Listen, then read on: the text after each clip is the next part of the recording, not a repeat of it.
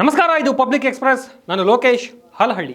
ಕಾಡಾನೆ ಸೆರೆ ಕಾರ್ಯಾಚರಣೆಯಲ್ಲಿ ವೀರಮರಣ ಹೊಂದಿದ್ದ ದಸರಾ ಅಂಬಾರಿ ಆನೆ ಅರ್ಜುನನ ಸ್ಮಾರಕ ಉದ್ಘಾಟನೆಗೆ ಆಲೂರು ಸಕಲೇಶಪುರ ಕ್ಷೇತ್ರದ ಶಾಸಕ ಸಿಮೆಂಟ್ ಮಂಜು ವಿರೋಧ ವ್ಯಕ್ತಪಡಿಸಿದ್ದಾರೆ. ಯಾಕಂತೀರಾ? ನೀವೇ ನೋಡಿ. ದಸರಾ ಅಂಬಾರಿ ಹೊತ್ತಿದ್ದ ಅರ್ಜುನ ಆನೆಯ ಸ್ಮಾರಕ ಉದ್ಘಾಟನೆಗೆ ಆಲೂರು ಸಕಲೇಶಪುರ ಕ್ಷೇತ್ರದ ಶಾಸಕ ಸಿಮೆಂಟ್ ಮಂಜು ವಿರೋಧ ವ್ಯಕ್ತಪಡಿಸಿದ್ದಾರೆ.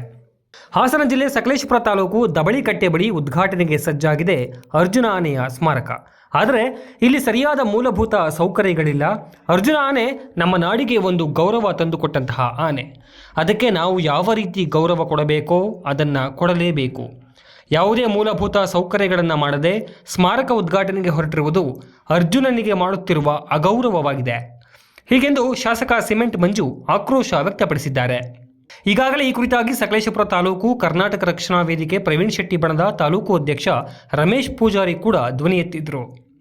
ಇನ್ನು ಮೂಲಭೂತ ಸೌಕರ್ಯಗಳ ವ್ಯವಸ್ಥೆ ಮಾಡದೆ ಸ್ಮಾರಕ ಉದ್ಘಾಟನೆಗೆ ಅವಕಾಶ ನೀಡುವುದಿಲ್ಲ ಎಂಬ ಶಾಸಕರ ವಿರೋಧಕ್ಕೆ ಕನ್ನಡ ಪರ ಸಂಘಟನೆಗಳು ಕೈ ಜೋಡಿಸಿವೆ.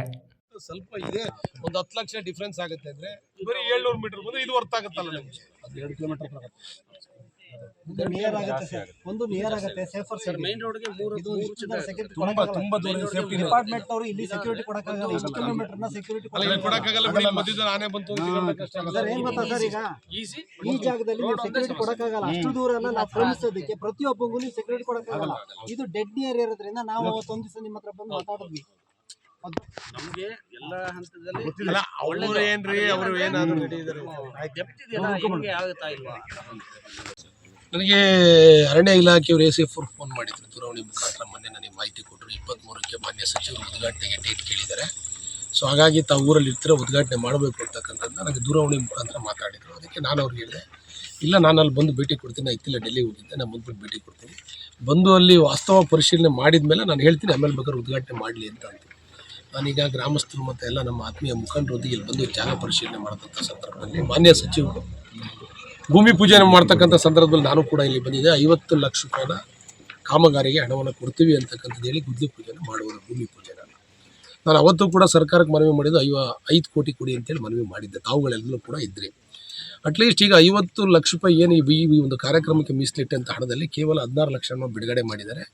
ಮತ್ತು 16 ಲಕ್ಷದಲ್ಲಿ ಇಲ್ಲಿ ನೋಡಿ, ಈಗ ಏನಾದ್ರದ್ದು ಪ್ರತಿಮೆ ಇದೆ, ಆ ಪ್ರತಿಮೆ ಫೈಬರ್ದು 5 ಲಕ್ಷ ರೂಪಾಯಿ ಬೆಲೆ ಬೀಳುತ್ತೆ ಅಷ್ಟೇ. ನಾವು ಒಂದು ಅಟ್ಲೀಸ್ಟ್ ಒಂದು ಕಂಚಿನ ಪ್ರತಿಮೆನ ಮಾಡಬೇಕು ಅಂತಕ್ಕಂಥ ಭಾವನೆಯಲ್ಲಿ ನಾವಿದ್ದಿದ್ದು. 5 ಲಕ್ಷ ರೂಪಾಯಿದು ಒಂದು ಫೈಬರ್ನ ಪ್ರತಿಮೆನ ಮಾಡಿದ್ದಾರೆ. ಅದಾದಮೇಲೆ ಕೇವಲ 16 ಲಕ್ಷ ರೂಪಾಯಿ ಹಣವನ್ನು ಇದಕ್ಕೆ ಬಿಡುಗಡೆ ಮಾಡಿದ್ದಾರೆ. ನಾನು ಈಗ ಆಲ್ರೆಡಿ ಇಂಜಿನಿಯರ್ ಮುಖಾಂತರ ಎಸ್ಟಿಮೇಷನ್ ಮಾಡಿ ಕಳಿಸ್ಕೊಟ್ಟಿದ್ದೀನಿ. ಒಂದು ಈ ಭಾಗದಿಂದ ಬಂದರೆ ಒಂದು ನಿಯರೆಸ್ಟ್ ರೋಡ್ ಆಗುತ್ತೆ, 700 ಮೀಟ್ರಿಗೆ ರೋಡ್ ಆಗುತ್ತೆ. ಇಲ್ಲಿಂದ ಬಂದರೆ 1.5 ಕಿಲೋಮೀಟರ್ ಆಗುತ್ತೆ. ಇಲ್ಲಿ ರಸ್ತೆ ಹೇಗಿದೆ ಅಂತ ಈಗ ನೀವು ಆಲ್ರೆಡಿ ಬಂದಿದ್ದೀರಿ. ರಸ್ತೆನೇ ತಾವು ಯಾವ ರೀತಿ ಇದೆ ಅಂತಕ್ಕಂಥದ್ದು ನೋಡಿದ್ದೀರಾ.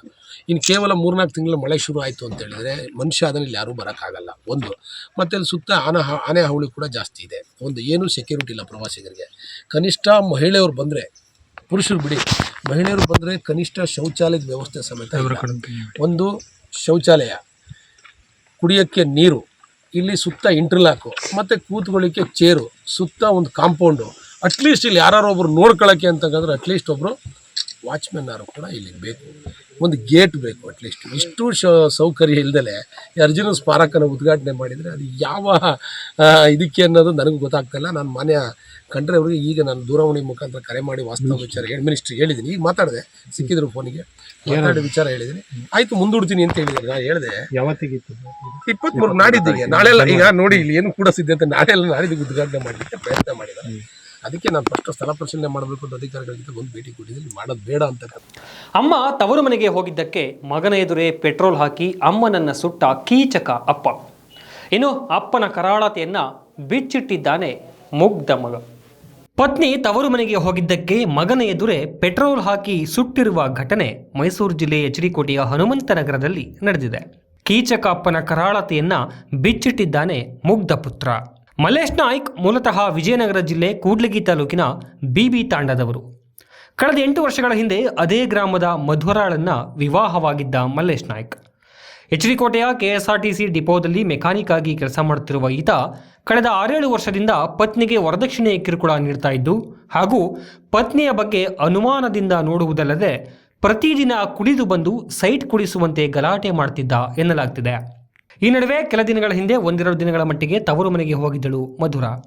ಈ ವಿಚಾರವನ್ನು ಇಟ್ಟುಕೊಂಡು ಪತ್ನಿಗೆ ಪೆಟ್ರೋಲ್ ಹಾಕಿ ಸುಟ್ಟಿದ್ದಾನೆ ಪಾಪಿ ಪತಿ. ಇನ್ನು ಮಲ್ಲೇಶ್ ನಾಯ್ಕ್ ಹಾಗೂ ಅವರ ತಾಯಿ ಗೌರಿಯಿಂದ ಪ್ರತಿನಿತ್ಯ ಮಧುರಾಗೆ ಕಿರುಕುಳ ನೀಡುತ್ತಿದ್ದರು ಎಂದು ಮಧುರಾ ಕುಟುಂಬಸ್ಥರು ಗಂಭೀರವಾಗಿ ಆರೋಪಿಸಿದ್ದಾರೆ. ಮಧುರಾ ಸದ್ಯ ಮೈಸೂರಿನ ಖಾಸಗಿ ಆಸ್ಪತ್ರೆಯಲ್ಲಿ ಸಾವು ಬದುಕಿನ ನಡುವೆ ಹೋರಾಟ ನಡೆಸುತ್ತಿದ್ದು ಎಚ್ಡಿ ಕೋಟೆ ಪೊಲೀಸ್ ಠಾಣೆಯಲ್ಲಿ ಪ್ರಕರಣ ದಾಖಲಾಗಿದೆ. ಅಪ್ಪ ಪೆಟ್ರೋಲ್ ಹಾಕಿ ಸುಟ್ಬಿಟ್ರು. ಯಾಕ ಅಪ್ಪ ಹೊಡೆದ್ನ? ಬೈತಿದ್ರು ಅದಕ್ಕೆ. ಇದು ಅಪ್ಪನೇ ಪೆಟ್ರೋಲ್ ಹಾಕಿ ಸುಟ್ಬಿಟ್ರು. ಎಷ್ಟು ಗಂಟೆಗೆ ಆಯ್ತಿದ್ದು? ರಾತ್ರಿ 7 ಗಂಟೆ. ಯಾಕಂತ? ಯಾರಿಗೆ ಕೇಳಿ ಊರಿಗೆ ಹೋದೆ ಅಂತ. ಇವಾಗ ನಿನಗೆಲ್ಲ ಹೇಳ್ಕೊಡ್ತಿದ್ರ ಹೇಳ್ಬೇಡ ಯಾರು ಅಂತ? ಹಾಂ ಅಂತಿದ್ರು. ಯಾರು? ಅಜ್ಜಿ.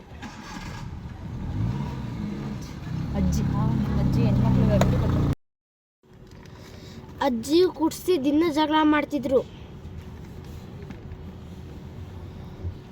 ರಾಜ್ಯದಲ್ಲಿ ಅಪರಾಧ ಪ್ರಕರಣಗಳನ್ನು ಭೇದಿಸಲು ರಸ್ತೆಗಳಲ್ಲಿ ಕಣ್ಗಾವಲು ಕ್ಯಾಮೆರಾಗಳನ್ನು ಅಳವಡಿಸಲಾಗುತ್ತೆ. ಆದರೆ ಗುಂಡ್ಲುಪೇಟೆ ಪಟ್ಟಣದಲ್ಲಿ ಮಾತ್ರ ಪುರಸಭೆ ಅಧಿಕಾರಿಗಳು ಮತ್ತು ಪೊಲೀಸ್ ಅಧಿಕಾರಿಗಳು ಕ್ಯಾಮೆರಾ ಕೆಟ್ಟಿದ್ದರೂ ಕೂಡ ಕಣ್ಮುಚ್ಚಿ ಕುಳಿತಿದ್ದಾರೆ.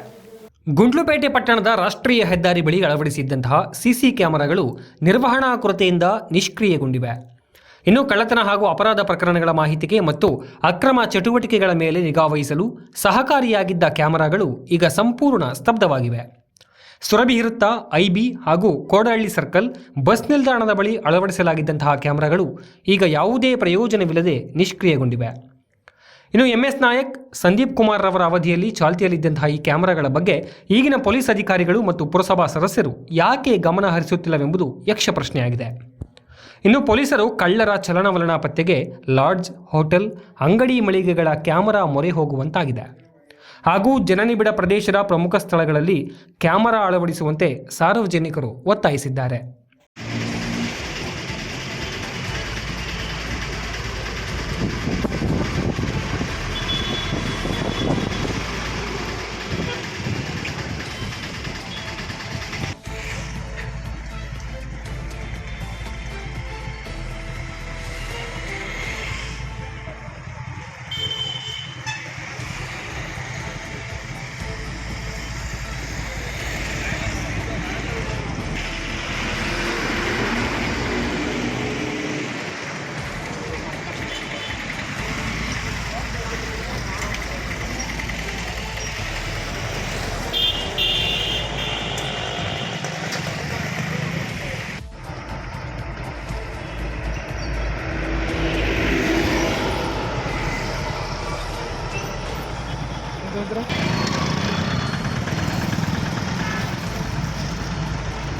ಪಬ್ಲಿಕ್ ಎಕ್ಸ್ಪ್ರೆಸ್ ಮುಂದುವರಿಯುತ್ತೆ ಒಂದು ಪುಟ್ಟ ವಿರಾಮದ ನಂತರ.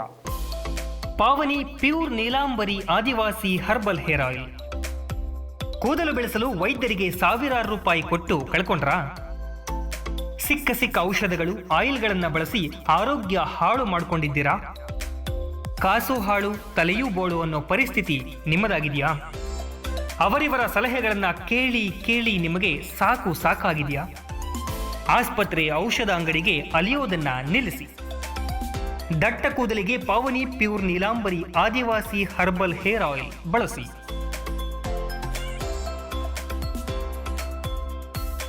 ಪಾವನಿ pure Neelambari Adivasi herbal hair oil HP petrol bunk ಹತ್ತಿರ, ಬನ್ನಿಕುಪ್ಪೆ, ಹುಣಸೂರು ತಾಲೂಕು, ಮೈಸೂರು. ಹೆಚ್ಚಿನ ಮಾಹಿತಿಗಾಗಿ ಈ ಕೆಳಗಿನ ಸಂಖ್ಯೆಗಳಿಗೆ ಸಂಪರ್ಕಿಸಿ. ವಿರಾಮದ ಬಳಿಕ ಮತ್ತೆ ಪಬ್ಲಿಕ್ ಎಕ್ಸ್ಪ್ರೆಸ್ಗೆ ಸ್ವಾಗತ. ಜೀವನ ನಡೆಸಲು ಏನೆಲ್ಲ ಮಾಡ್ತಾರೆ ನೀವೇ ನೋಡಿ. ಇಲ್ಲೊಬ್ಬ ಅಪ್ಪ ಮಗ ಒಂದು ಪ್ರಿಂಟರ್ ಬಳಸಿ ಲಕ್ಷಾಂತರ ರೂಪಾಯಿ ನಕಲಿ ನೋಟ್ಗಳನ್ನು ತಯಾರಿಸ್ತಾ ಇದ್ರು. ನಂತರ ಆ ನೋಟ್ಗಳನ್ನು ಏನು ಮಾಡ್ತಿದ್ರು ಅಂತೀರಾ?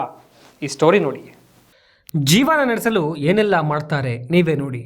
ಇಲ್ಲೊಬ್ಬ ಅಪ್ಪ ಮಗ ಒಂದು ಪ್ರಿಂಟರ್ ಬಳಸಿ ಲಕ್ಷಾಂತರ ರೂಪಾಯಿ ನಕಲಿ ನೋಟುಗಳನ್ನು ತಯಾರು ಮಾಡ್ತಾ ಇದ್ರು. ಇನ್ನು ಆ ನೋಟುಗಳನ್ನು ಏನು ಮಾಡ್ತಿದ್ರು ಅಂತೀರಾ?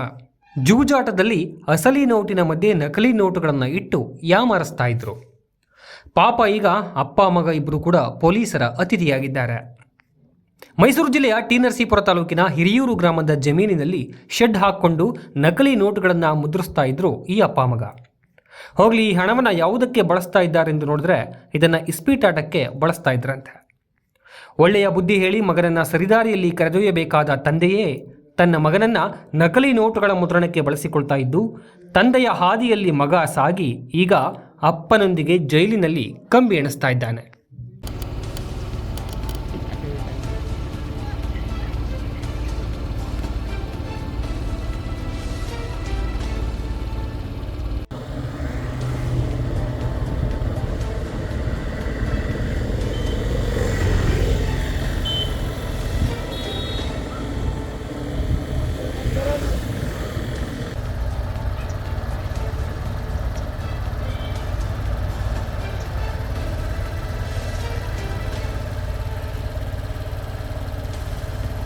ನಂಜನಗೂಡು ನಗರಸಭೆಯ ಆಯವ್ಯಯ ಪೂರ್ವಭಾವಿ ಸಭೆಯಿಂದ ದೂರ ಸರಿದಿದ್ದಾರೆ ಸಾರ್ವಜನಿಕರು ಹಾಗೂ ಸಂಘ ಸಂಸ್ಥೆಗಳು.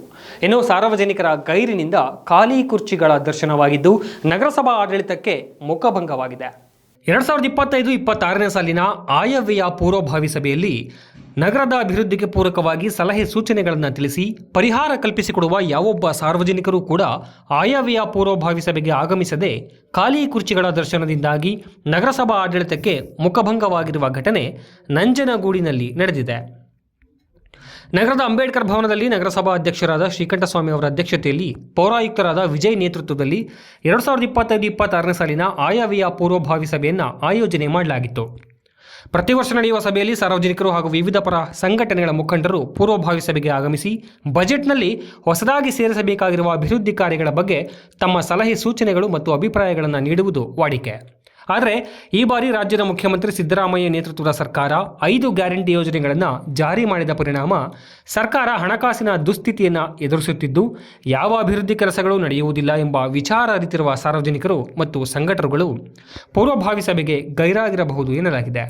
ಇನ್ನು ಸಭೆಯಲ್ಲಿ ಅಧ್ಯಕ್ಷರಾದ ಶ್ರೀಕಂಠಸ್ವಾಮಿ, ಉಪಾಧ್ಯಕ್ಷರಾದ ರೆಹನಾ ಬಾನು, ನಗರಸಭಾ ಪೌರಾಯುಕ್ತರಾದ ವಿಜಯ್, ಸದಸ್ಯರುಗಳಾದ ಮಹದೇವ ಪ್ರಸಾದ್, ಗಾಯತ್ರಿ ಮೋಹನ್, ಸಿದ್ದಿಕ್ ಅಹಮದ್, ಮಹೇಶ್ ಅತ್ತಿಖಾನೆ ಸೇರಿದಂತೆ ಮತ್ತಿತರರು ಉಪಸ್ಥಿತರಿದ್ದರು.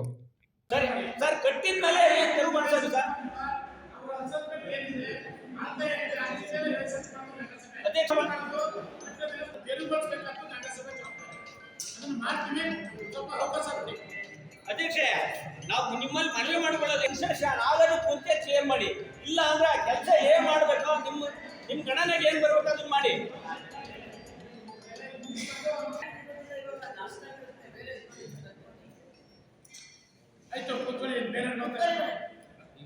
ಗುಂಡ್ಲುಪೇಟೆ ತಾಲೂಕಿನ ಬಾಚಹಳ್ಳಿ ಗ್ರಾಮದ ರೈತರ ಜಮೀನಿನಲ್ಲಿ ಸರಣಿ ಕೇಬಲ್ ಕಳ್ಳತನ ಮಾಡಲಾಗಿದ್ದು, ನಿನ್ನೆ ರಾತ್ರಿ 30ಕ್ಕೂ ಹೆಚ್ಚು ಕಡೆ ಕಳ್ಳತನ ಮಾಡಿ ಸುಮಾರು 5 ಲಕ್ಷ ಮೌಲ್ಯದ ಕೇಬಲ್ ಕದ್ದೊಯ್ದಿದ್ದಾರೆ ಖದೀಮರು.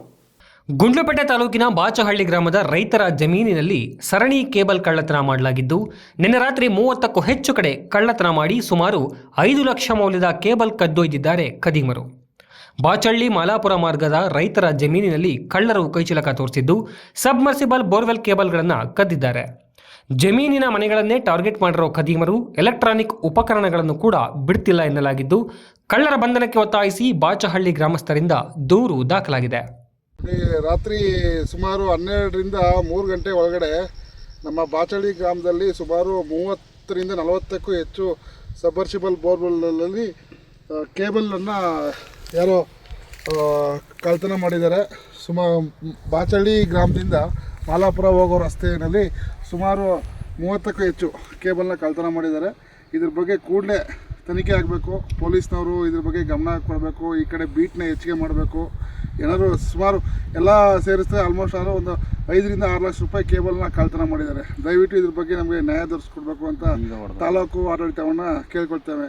ಹಾಗೆ ಸುಮಾರು ಈಗ ಏನು ನಮ್ಮ ಮನೆ ಕಟ್ಕೊಂಡಿದ್ವಿ ಜಮೀನಲ್ಲಿ ಅದು ಬೀಗನೆಲ್ಲ ಒಡೆದು ಸ್ಟಾರ್ಟ್ರ್ಗಳು ಅದನ್ನೆಲ್ಲ ಸುಮಾರು ಕಳ್ಳತನ ಮಾಡಿದ್ದಾರೆ. ದಯವಿಟ್ಟು ಲಕ್ಷಾಂತರ ರೂಪಾಯಿ ಮೌಲ್ಯದ ಎಲೆಕ್ಟ್ರಾನಿಕ್ ವಸ್ತುಗಳು ಕಳುವಾಗಿದೆ. ಇದ್ರ ಬಗ್ಗೆ ನಮಗೆ ಪರಿಹಾರ ಕೊಡಿಸ್ಬೇಕು. ಜೊತೆಗೆ ಮುಂದೆ ಈ ಥರ ಆಗಬಾರ್ದು ಅನ್ನೋ ಥರ ತಾಲೂಕು ಆಡಳಿತ ನಮಗೆ ರಕ್ಷಣೆ ಕೊಡಬೇಕು ಅಂತ ಈ ಮೂಲಕ ರೈತರ ಪರವಾಗಿ ಮತ್ತು ರೈತರಾಗಿ ನಾವೆಲ್ಲ ಕೇಳ್ಕೊತಾ ಇದ್ದೀವಿ. ಇದಾಗಿತ್ತು ಈ ಹೊತ್ತಿನ ಪಬ್ಲಿಕ್ ಎಕ್ಸ್ಪ್ರೆಸ್. ಮತ್ತಷ್ಟು ಅಪ್ಡೇಟ್ಸ್ಗಳಿಗಾಗಿ ನೋಡ್ತಾ ಇರಿ ಪಬ್ಲಿಕ್ ವಾಯ್ಸ್. ಇದು ನಿಮ್ಮ ಧ್ವನಿ.